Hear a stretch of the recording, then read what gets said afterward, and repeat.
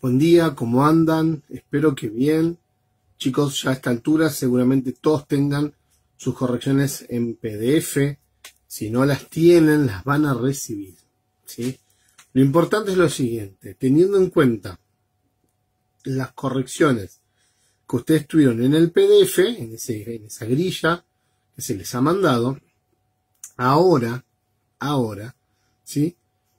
Escuchen cuáles sean las respuestas esperadas y fíjense qué les faltó o si hubo algo que faltó en relación a lo que contestaron y en relación a las correcciones que les hemos hecho, ¿sí? Vamos a ir avanzando pregunta por pregunta para que ustedes, teniendo en cuenta las correcciones en el PDF, en ese documento donde aparecía el nombre de ustedes, si el trabajo estaba aprobado o no, y además aparecía las observaciones, teniendo en cuenta estas observaciones, ustedes puedan ir corrigiendo, viendo si faltó algo y además repasando entonces, ¿sí?, los contenidos más importantes del trabajo práctico. La primera pregunta que teníamos es, ¿qué es el acompañamiento terapéutico? Y esta pregunta en particular muchas veces suele traer confusiones porque no termina de quedar en claro si las respuestas refieren al acompañamiento o al acompañante. A veces se transcriben mal, ¿sí?, o se preguntan una cosa y se contesta otra. Lo cierto es que esta pregunta directamente refiere a la actividad, al acompañamiento, ¿sí? ¿Qué es el acompañamiento terapéutico? Y la respuesta a esta pregunta la encontramos en las páginas 9, 10 y 11 del material. Las respuestas que esperábamos, palabras más, palabras menos, más o menos resumido, es que el acompañamiento terapéutico es una práctica de y en la salud mental, que es además un dispositivo de abordaje ambulatorio, que además se implementa en determinadas situaciones y que está inserto dentro de un equipo de salud interdisciplinario. Cuando hablamos de equipo de salud interdisciplinario, hablamos de un médico, un psiquiatra, un psicólogo, un asistente social o un trabajador social, un neurólogo, un terapista ocupacional, un enfermero, ¿sí?, entre otros, dependiendo de las particularidades de cada caso, cómo se conforma este equipo, ¿sí? Eso en relación a la pregunta número 1. A veces también ocurre que la hacen muy resumida. Tengan en cuenta que está en una instancia evaluatoria. En relación a la pregunta número 2, más que una pregunta es una consigna, decía definición de acompañante terapéutico. Acá existen varias posibles respuestas. Lo que sí teníamos que tener presente, como indica el material, que más allá de las respuestas que demos, siempre nuestra definición tiene que tener presente las 3 características fundamentales, ¿sí? Y estas características las encontramos en la página 12 y 13, en la respuesta a todo esto. Agente de salud, formado académicamente y que trabaja en equipo. A veces ocurre que cuando desarrollan las respuestas no terminan de incorporar explícitamente estas 3 nociones y es importante que lo tengan claro. Agente de salud, ¿sí?, formación académica y que trabaje en equipo, ¿sí? Por lo tanto, si les falta alguna de las características o las 3 características, vayan a estas páginas, busquen cuáles son las características principales que no pueden faltar en ninguna definición, ténganlas presentes, súmenlas a las respuestas para ustedes, para poder estudiar para la instancia siguiente, ¿sí? En relación al rol de la T, ¿sí?, por lo general, a rasgos generales, esta respuesta no suele traer grandes inconvenientes. Lo que sí tienen que tener presente, lo que sí es importante destacar, es que el rol característico de la T, a diferencia de otros integrantes del equipo interdisciplinario, es que este es un agente resocializador.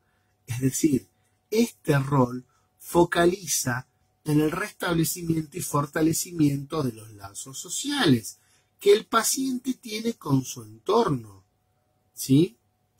El AT va a trabajar lo vincular. ¿Qué trabajamos nosotros? Los vínculos, ¿sí? ¿Esto lo hace el psicólogo? No. ¿Lo hace el psicopedagogo? No, tampoco. Y el pediatra menos. Y el fonoaudiólogo no, tampoco. Lo hace el AT. Somos agentes resocializadores. Por lo tanto, a tener presente esto. Esta respuesta la podemos encontrar más o menos completa, con más o menos información, pero siempre destacando el rol de agente resocializador en las páginas 14, 15, 16 y 17. Recuerden, focalizando siempre en lo vincular, ¿sí? Agente resocializador, focalizamos en lo vincular y después sí podemos ampliar o sumar información a la respuesta. En lo que refiere a la consigna 4, dice explicar la diferencia entre acompañar y acompañar terapéuticamente, esta respuesta en el material la encontramos en la página 11. A grandes rasgos, cuando hablamos o hacemos referencia a acompañar, estamos hablando de la acción de estar con un otro, ¿sí? Todos podemos acompañar. Sin embargo, cuando hablamos de acompañar terapéuticamente, estamos hablando de acompañar en el marco de un tratamiento desde un rol específico, ¿sí? Si no hay tratamiento, no hay acompañamiento terapéutico. Habrá otro tipo de acompañamiento, pero no acompañamiento terapéutico, porque no hay terapia. Al no haber terapia, no puede un acompañamiento terapéutico, ¿sí? Bien. Pregunta 5. ¿Qué es el encuadre y qué función cumple? Esta respuesta la encontramos en la página 23. Por encuadre vamos a entender ese convenio claro y específico, ¿sí?, con quienes requieran el servicio de un acompañante terapéutico. El material dice que se establece según las características del acompañado, según la patología y las directivas del equipo tratante. En criollo decimos que son las reglas del juego, que tienen que quedar claras o ser explicitadas desde un comienzo. Como por ejemplo, los objetivos del acompañamiento, la cantidad de horas, la frecuencia, los horarios, los honorarios, ¿sí? ¿Qué función tiene este encuadre? Y mantener la tarea dentro de los límites, organizar la tarea del acompañante terapéutico, esclarecer, establecer, ¿sí?, y esclarecer de ser necesario los objetivos del acompañamiento, establecer los roles entre la T y el acompañado, evitar malos entendidos, dobles discursos, ¿sí? Dijimos que el encuadre a las reglas del juego, que tienen que quedar claras o ser explicitadas desde un comienzo. Bien, teniendo en cuenta esto, podemos decir que este grupo, el de estudio, tiene un encuadre. ¿Qué integra el encuadre de este grupo, de su grupo, por ejemplo? Las clases teóricas subidas los días acordados, ¿sí?, que se suben a una determinada plataforma. No se les dijo que se les iba a mandar por un lugar y se les pasa por otro, ni que las tenían que buscar, ni que se les íbamos a mandar por mail. Se les dijo, las clases se suben en esta plataforma puntual, ¿sí? Que, por ejemplo, otras reglas del encuadre que ustedes tienen como grupo, que el curso tiene un costo determinado, que puede ser todo el costo junto o se puede pagar de manera mensual, ¿sí? Que si exceden la fecha de pago van a tener un recargo, que de una cierta cantidad de meses, que el material de trabajo y el material de estudio va a estar incluido en el costo del curso, que se los van a entregar los primeros días, que cualquier duda en relación a las clases se deben comentar en los comentarios siempre del último video, que no se pueden contactar de manera personal por mensaje de texto, por ejemplo, con su docente, que cualquier duda tiene que ser referida a la institución, que el docente tampoco por encuadre institucional se puede contactar con ustedes de manera personal, es decir, yo mandándole un mensaje o llamándolo por teléfono. Yo eso no lo puedo hacer, como tampoco ustedes me pueden llamar a mí o mandarme un mensajito de texto de manera privada. No se puede. ¿Sí? ¿Qué pasa cuando no se cumple esto? ¿Qué pasa cuando no se cumple este encuadre en el grupo de ustedes? Comienzan los problemas, los malos entendidos, los conflictos. Y si fuera en un tratamiento con un paciente, lamentablemente comienzan los problemas, los malos entendidos, los conflictos, estando una persona en el medio, el paciente en el medio, saliendo siempre perjudicado. ¿Sí? Bien. La pregunta 6 refería, en realidad una consigna, decía definición de distancia óptima. Esta pregunta esta consigna la podemos encontrar en las páginas 23 y 24 del material.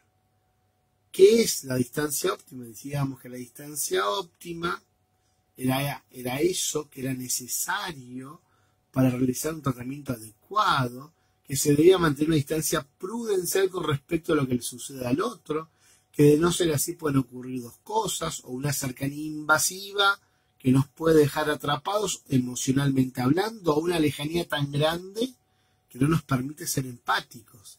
Al no ser empáticos no podemos escuchar, acompañar, contener o sostener. ¿Sí? Por ejemplo, si no tengo esa distancia prudencial con mi paciente, puedo quedar atrapado emocionalmente hablando en sus angustias, en sus dolores, lo que nos haría perder la objetividad. Y si pierdo la objetividad, no estaría resultando beneficioso para el tratamiento de mi paciente. Dejaría de ser una T para pasar a cumplir otro rol. En relación a la pregunta 7, o a la consigna 7, de la definición de salud mental. En esta definición había 4 posibles respuestas, ¿sí?